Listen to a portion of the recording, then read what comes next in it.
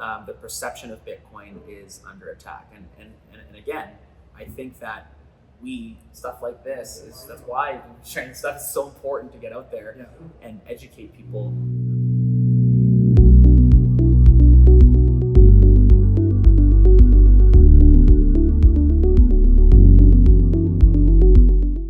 Hey folks, Flo here with Blockchain North. I'm here with Adam O'Brien of Bitcoin Well, who, as you may know, we have already interviewed, and he's actually been sharing our interview a lot lately. Yes. Why is that, by the way? I mean, hey man, Bitcoin content, it's like nice to see, you got good questions, I have good answers, and so let's get them into the world. I've noticed that on the social media, the algorithm is so high time preference. And right. Once something is done, even after a few days, but especially after, when did we talk last? A year ago? Yeah, about a year ago. Maybe a year and a half. Yeah. It's gone, and the Bitcoin community is growing, and there's so many new people coming to find sound money, coming to find out about the freedom that Bitcoin offers, and they need to know. Yeah, sharing the Bitcoin gospel on a blockchain channel. I mean, no, there's zero issues there, nothing that we could poke at. But more seriously, and I'm going to bring down the vibe a lot here, but we just heard this morning Francis Poilievre of Bull Bitcoin basically say that Bitcoin is under threat. First of all, do you agree, and why? Yeah, I mean, there's two.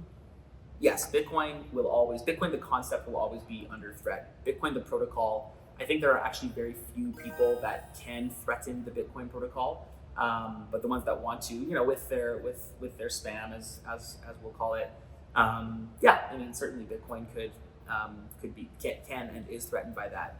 I think that more broadly, though, the perception of Bitcoin is under threat.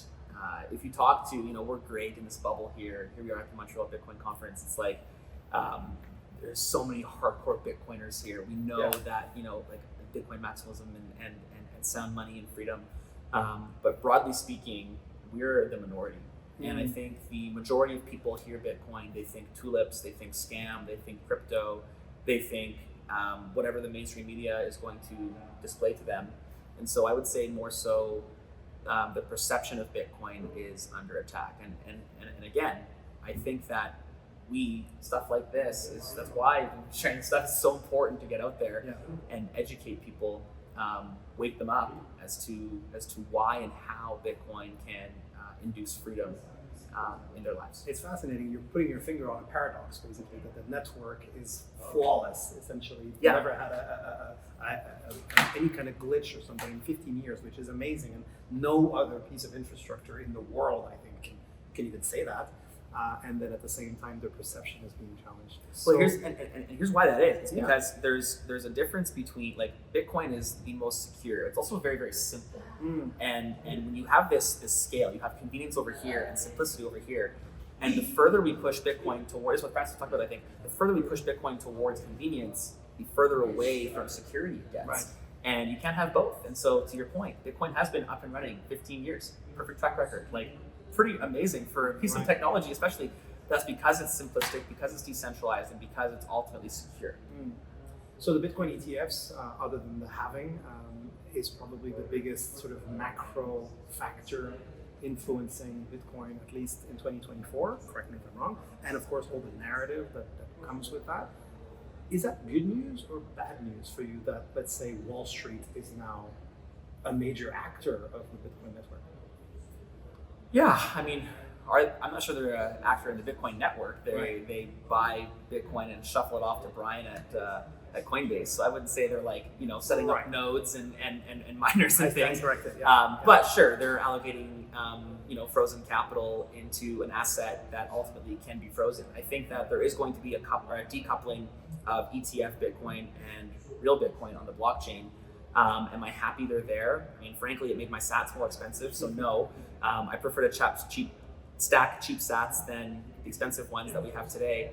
But at the end of the day, sure, it brings legitimacy. It brings some familiar faces to the space. People are used to hearing about financial tools from this guy. Now this guy says Bitcoin is bad, but he sells it. So, we're going to trust him a little bit more. My fear, though, and what I hope for the world is that we hear about Bitcoin, we then start researching Bitcoin, we find the high signal events, the high signal channels, the way that people are learning about Bitcoin and understanding why Bitcoin exists. and then they're buying Bitcoin and bringing it into self-custody, letting the ETF, they have bigger marketing budgets than anyone on the planet ever will. Yeah. And hopefully that marketing works, and then they find good based content that they can consume to then take Bitcoin into self-custody. Yeah. I think you really nailed the elevator pitch with a lot of your short videos on social media. So I want to play a little game with you here. Yeah. I want to just imagine that you're sitting in front of a number of people. I'm going to name them. And for each of them, what would be your elevator pitch in, let's say, 20 seconds or less? Okay. What if I don't know who the people are? I'm like living in the dark. Justin here. Trudeau? Okay. You won't like it, bye. No, just kidding. You're talking to him right now. Sure, yeah. Justin? I think this country, more than anything, needs sound money. This country, the citizens in your country, need to understand what value for value economics is. Your money does not do that. Bitcoin is the obvious answer. If you want to learn more, go to bitcoinworld.com. Awesome. Pierre Poilievre.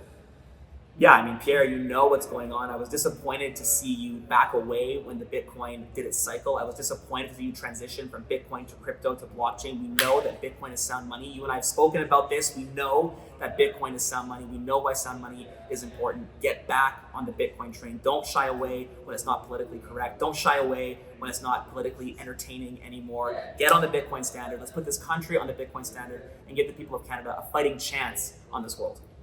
Amazing. And in the interest of, let's say, political evenness, Jagmeet Singh? Yeah, I think Jagmeet, man, again, similar message to Trudeau. You're coming into, hopefully not, but you're coming into a country that has broken money. And if you want to have a chance at this, you need to shrink your government. You need to understand that we cannot have all this bureaucracy flying around if you want to live on a Bitcoin standard. We all want economic abundance. We all want economic freedom. If you want to have a shot at giving your citizens economic freedom, please take the economic principles of Austrian economics and employ them. Can we keep going? Sure. I think this is awesome. I'm having a blast. I'm like a walking clip machine. And I'm man. basically off. I can be off camera right now, which is even better. Well, let's move south and let's do the Donald, because it seems like lately he's been sort of shifting his narrative, or his team has at least. Again, though, like it's politically correct for you to talk about crypto and not Bitcoin. I think that the opportunity for us to have this regulatory environment surrounding Bitcoin, or as you say, crypto, can be positive, but please get your filthy mitts out of it. Let the businesses, let the free market take control of what is theirs. Oh my God, this is amazing. Larry Fink. I mean, take your filthy mitts off of it. I think you need to understand why people exist, that your business, the legacy fiat financial practices that you employ do not work in this new Bitcoin standard economy. And when the Bitcoin standard comes, because it will, the free market always has a way. It's like water finding the path of least resistance. When Bitcoin comes and the Bitcoin standard comes, your models won't work. I mean, Saylor says it best. Your models are absolutely devastated. And I think that Bitcoin will continue to devastate the legacy fiat models. Learn about Bitcoin, study Bitcoin, understand why. It's not too late for you, Larry. Understand why Bitcoin will save humanity. Ooh, that was a tough one. Jesus saves humanity. Understand why Bitcoin will save economic freedom so that Jesus can save humanity. And maybe the last one before I ask you to choose perhaps someone you want to. Is Christine Lagarde still the head of the IMF? Opti's girlfriend. Yeah, I mean, maybe. I mean, let's call it the European Central Bank. I forget the name of it. Yeah, it's like the same message to all of you guys. Like all of you politicians are playing the same game. You're trying to force this inflated growth into a market that cannot withstand inflated growth. And so, to the European Central Bank, to all central banks, just get your hands out of the money. It's time for the money and the state to be separated. It's time for us, the people, to have true value, to have the ability to produce value for others and receive value in return without these central bankers meddling in the middle and taking a cut along the way. Meddling in the middle. I love that. You have a lot of these catch lines. And finally, is there someone, I chose politicians because I believe that at the end of the day, they have the most impact on, what happens in our world, for better or worse. Is there someone you'd like to message in particular? Not someone, but I'd like to talk to everyone right now who is like 12 to 15 years old. You need to understand Bitcoin. You are not going to get fed at school or even at home. You're not going to learn about sound money. You're not going to learn about Austrian economics. You're not going to learn about the freedom that you have ahead of you. You are in the ripest time. You guys right now are living what I lived through, which is the dawn of the internet. I got to watch social media. I got to watch the decentralization of communication. You are watching the decentralization of money. This is incredible. Learn about Bitcoin. You can do it. Anyone can learn. My 6-year-old uses Bitcoin. You guys can use Bitcoin. The younger generation is so important for our freedom, for my children's freedom, for my grandchildren's freedom. Please, you are the next leaders. Learn about Bitcoin, and the world can prosper. That's awesome. Well, I could ask you a lot of questions, but I also don't want to sap all your energy because you're going to need it today and tomorrow. But maybe just a quick note on Bitcoin Well. What's been up with you guys? Yeah, man. I mean, we're working hard to make it as easy to use Bitcoin as it is to use a modern bank. The modern banking system is incredible. The problem is the underlying asset that we use in the modern banking system is trash. And so Bitcoin Well exists to give the convenience of modern banking in order to but be able to live on a Bitcoin standard. And if it's okay, we just did about 36 hours ago, we just released this feature, which I'd like to show you right now. I'm not sure if I've shown you yet. So this is a Lightning wallet that I have, and I can write in your phone a bit. Oh yeah, sure. So there we go. So this is a Lightning wallet that I have. Yeah. And I have not logged into my platform, nothing. It's just this is a custodial Lightning wallet, but my custody. I have my Lightning wallet. I send sats to Adam at sell.btcw.app. And let's say I need $20 right now. So I'm going to send, let's say 25,000 sats, $23. Thank you very much. I'm going to send that right there. So now this is sent. It's already sent. Now watch this. I'm going to have money in my bank in less than 30 seconds. Okay, Amazing. The Bitcoin now has left from my wallet. It has come. There is the Bitcoin Well email saying dollars, or the sats were converted to dollars. I now have money in my bank. I can go and buy a coffee. I can go and pay my rent. I can go and pay my gas in my car, whatever it might be. So simplistically, payments is a major sort of payments for adoption. Let's broaden that utility. I think we are so far from Walmart. I know Jack Mallers 3 years ago was like, Walmart and McDonald's is all taking Bitcoin. No, it's not.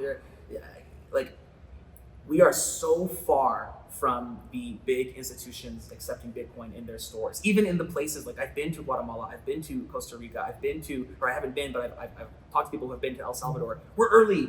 And even these places where they accept Bitcoin, they're early.